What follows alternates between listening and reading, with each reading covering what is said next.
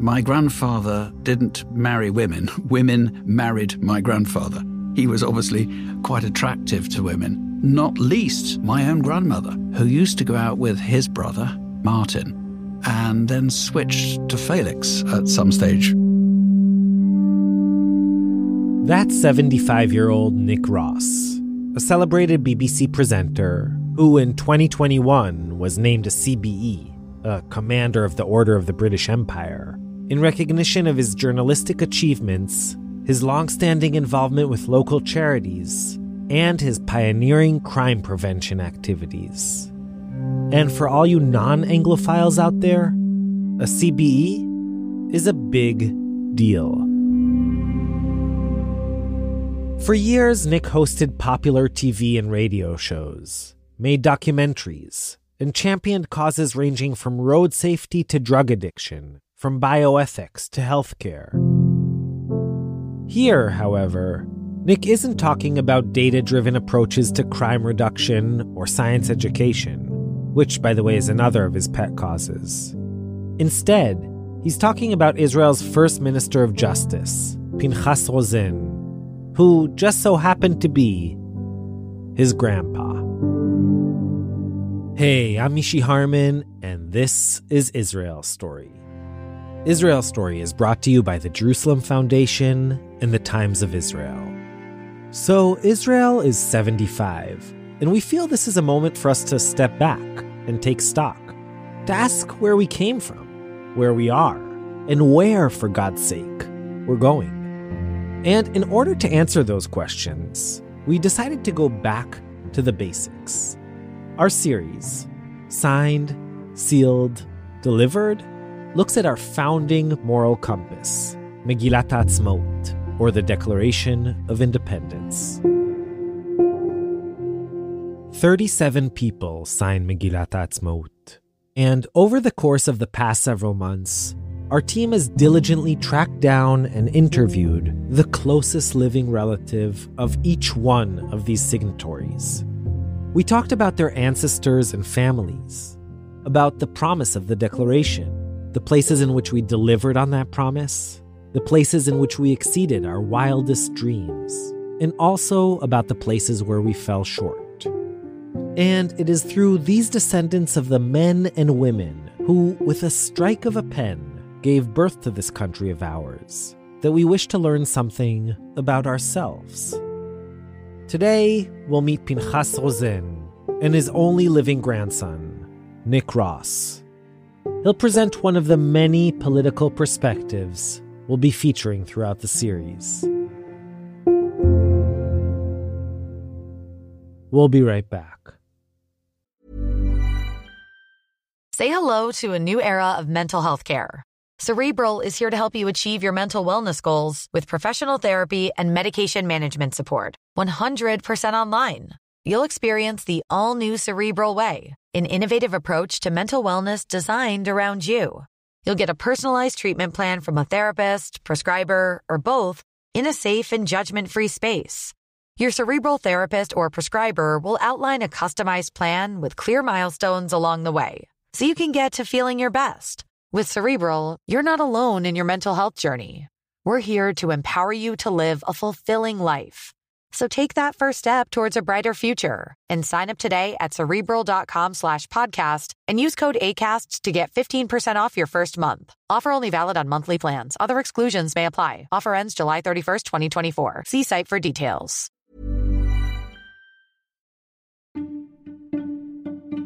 I know you care about the war in Israel right now, and you've been reading the headlines. Massacre in Gaza, genocide perpetrated by Hamas. No, by Israel. But if you've been following long enough, you know one thing. This stuff seems complicated. And honestly, no one can really just pick a side or decide an opinion without really learning, without really knowing what you're talking about. And that's why I wanted to tell you about this podcast. Check out Unpacking Israeli History, now in its 6th season. They have episodes with topics ranging from what is Hamas anyway, to whether Israel should ransom captured soldiers, and the history of Israel and its disengagement from Gaza in 2005. Unpacking Israeli history cuts through the noise and helps you understand Israel's present through understanding Israel's history.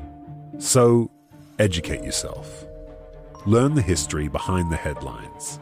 Find Unpacking Israeli History wherever you listen to your podcasts.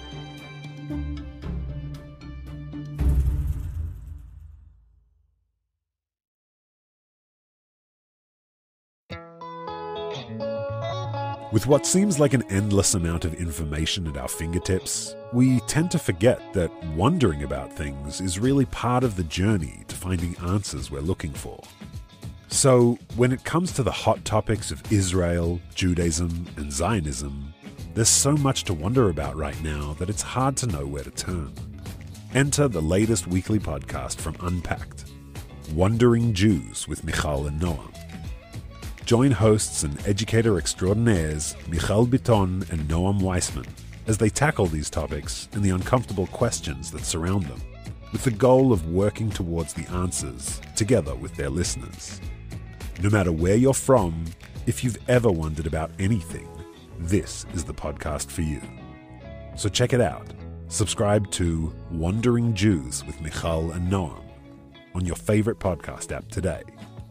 Wandering Jews is brought to you by Unpacked, a division of Open Door Media.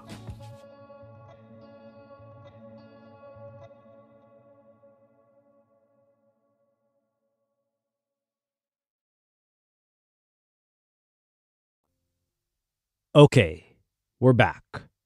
Here's our producer Jamal Rishek with Nick Ross, Pinchas Rosen's grandson. A lover of classical music, an enthusiastic chess player, and an avid reader of Goethe, Israel's first justice minister, Pinchas Rosen, was the quintessential yekke, or German-born Jew. To a large extent, and perhaps more than any other signatory of the Israeli Declaration of Independence, he was the true ideological heir of Theodore Herzl.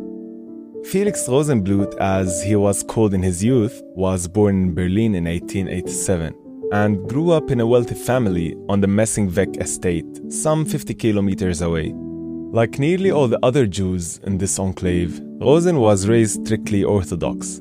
He focused on piano and chess, but lacked a true passion until, at the age of 16, a friend lent him a copy of Herzl's novel, Alt Neuland. From that point on, his biographer Ruth Bondi wrote, Zionism burned contagiously within him. The goal of creating a utopian, egalitarian society in Israel, as Herzl had imagined, became his life's mission.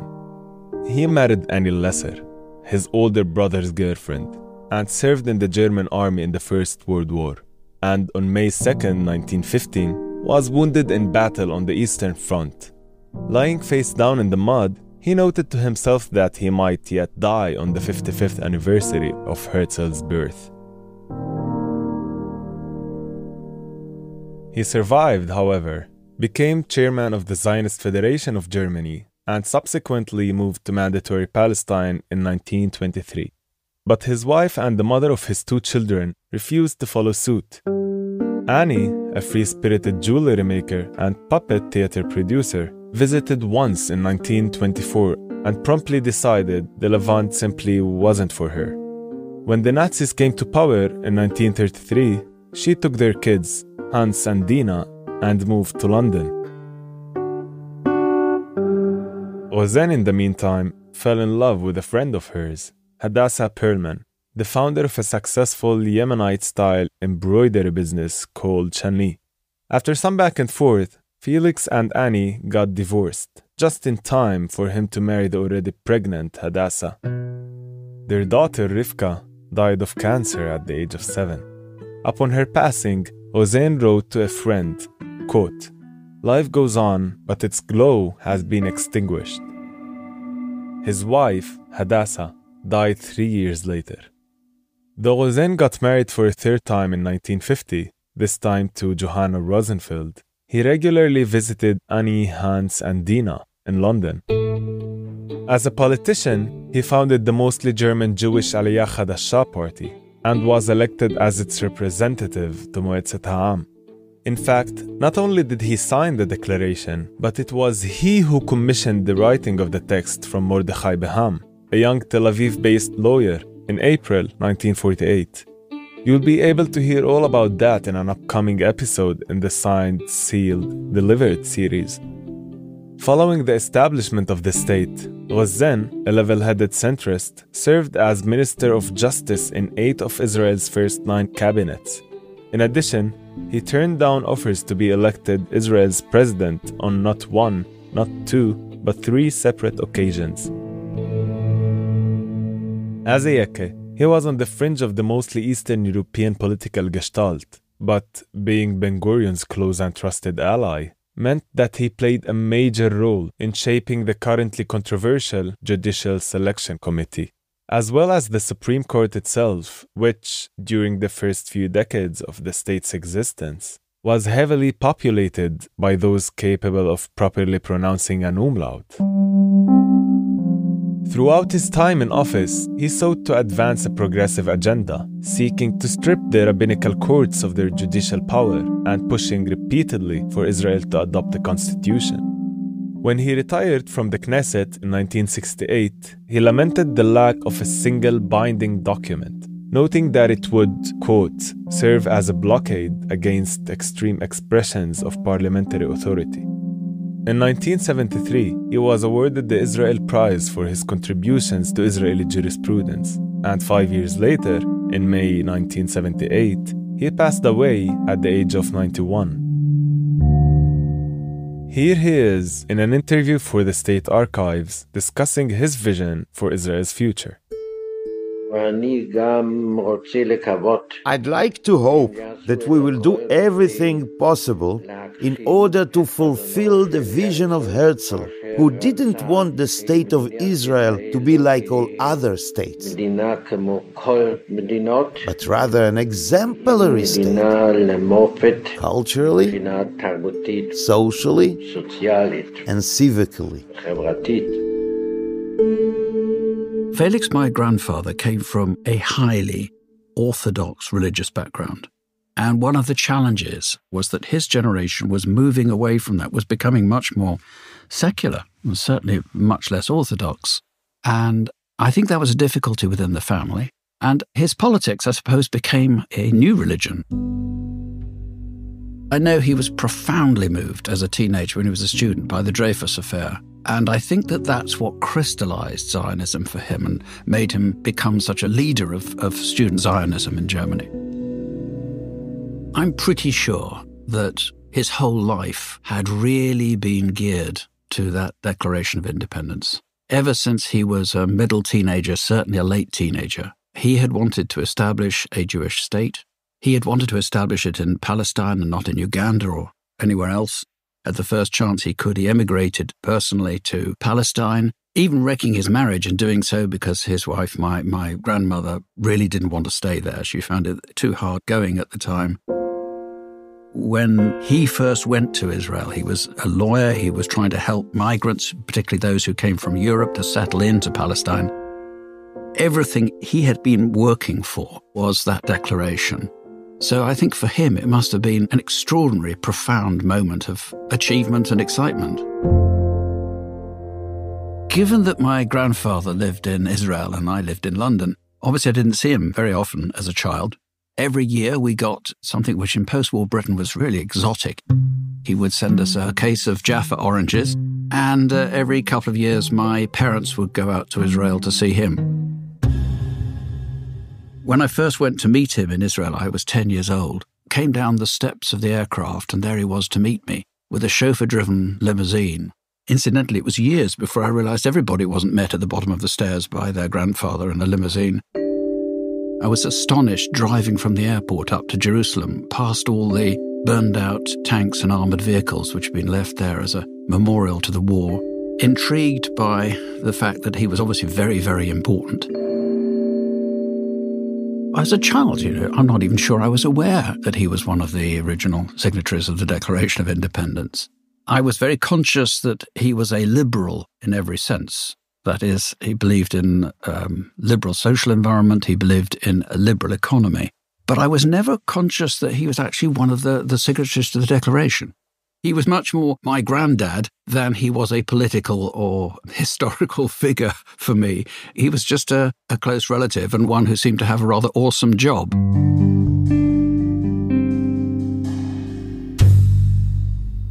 He did try to get to London every couple of years or so.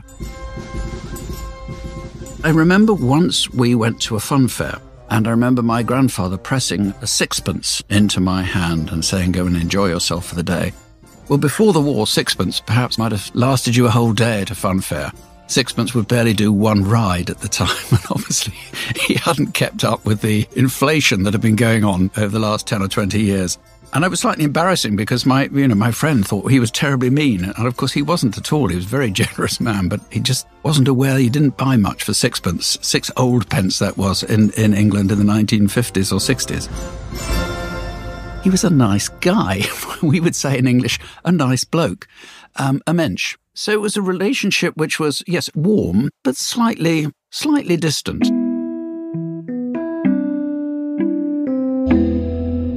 None of the family, immediate family, left now live in Israel. When we'd go, we'd just go as tourists. Of course, we feel a sense of affinity, but not a sense of personal identification. If I was going to emigrate from the UK, where would I think of going? Israel would not be immediately top of my list. I mean, it might be somewhere I'd think of going, but it's not a close affinity for me. And I think my grandfather he wouldn't be surprised. I don't think he'd be disappointed. His grandfather would be deeply disappointed that Felix wasn't ultra-Orthodox Jewish. Each generation makes its own way. He was religious in the sense that he would observe religious ceremonies, but I think as much for show as anything else. I think the religion he had as a child had pretty much left him. And although he would behave like a good Jew when he was in Israel, he would eat bacon and pork sausages when he came to London. So he was, for all intents and purposes, really secular himself.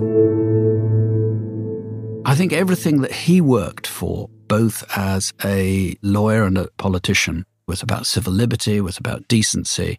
And I think he wanted to establish, I know he wanted to establish the State of Israel not as an exclusively Jewish state. He was always adamant that this was a state that was for everybody, including and particularly including Arabs.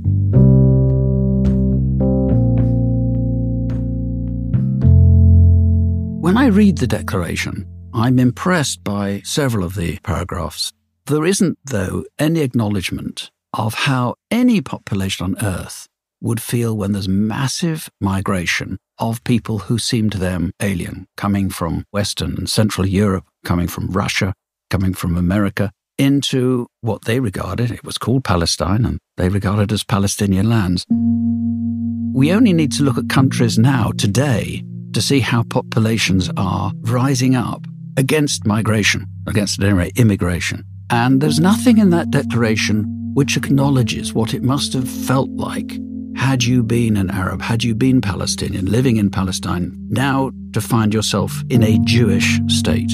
It's a challenge, and it's a challenge that is omitted, at least in direct language, from the Declaration of Independence. With hindsight, that's perhaps a shame. I think he'd feel a bit bittersweet about Israel. Bear in mind, he was quintessentially a liberal, and indeed, with a capital L, the party he led was the Liberal Party. And I think he'd be slightly disconcerted by the right-wing and very aggressive, rather militaristic stance that Israel has taken, perhaps unsurprisingly, because it hasn't established a permanent peace and friendship among its immediate neighbours. And that perhaps has naturally driven the population to feel more defensive and therefore more assertive and more nationalistic. I'm certainly not right-wing as a politician myself. I'm not in tune with the settler movement and the really rather aggressive side of Israel, and I deplore it. I don't like it.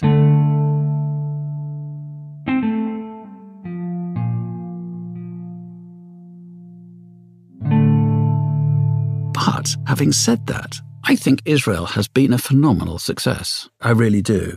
Let's look around the world. I mean, Israel is one of the most settled democracies on the planet. It is stable. It has a great deal of integrity and honesty. There is genuine internal democracy. It's a rowdy, difficult, cantankerous democracy, but then all thriving democracies are. I'm pretty confident it will survive. And if it didn't, although I don't live there, I have very tenuous connections indeed with Israel, other than through my grandfather and his generation. And even though I'm already well into my 70s, I'd probably go and fight for it myself, actually.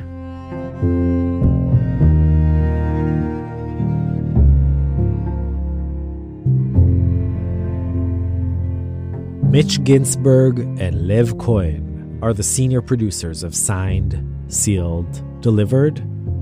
Our staff also includes Yochai Meital, Zev Levi, Adina Karpuch, Jamal Rishek, Hadas Kidron, Shoshana Sara, Shira Shantz Khalil, Ross Bordeaux, Yael Ben Chorin, and Rotem Tzin. Sela Weisblum is our sound engineer. Zev Levi scored and sound designed the episode, with music from Blue Dot Sessions. Our music consultants are Tomer Kariv and DJ Yoni Turner, and our dubber is Leon Feldman. The episode was recorded in our very own Nomi Studios. You can catch up on all our regular Israel Story episodes, as well as the other Signed, Sealed, Delivered minisodes on our site, israelstory.org, or by searching for Israel Story wherever you get your podcasts. You can and should also check out our home at timesofisrael.com/podcasts.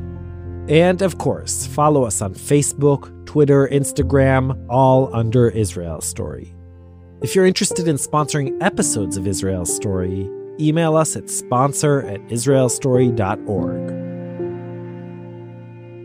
This series is dedicated to the memory of my beloved father, David Harmon, who was a true believer in the values of the Declaration of Independence, in Zionism, in democracy, and most of all, in equality.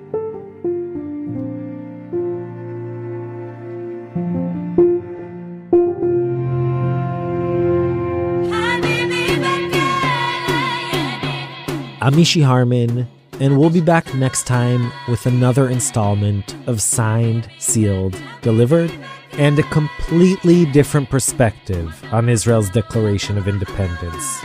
Till then, shalom shalom, and yalla bye.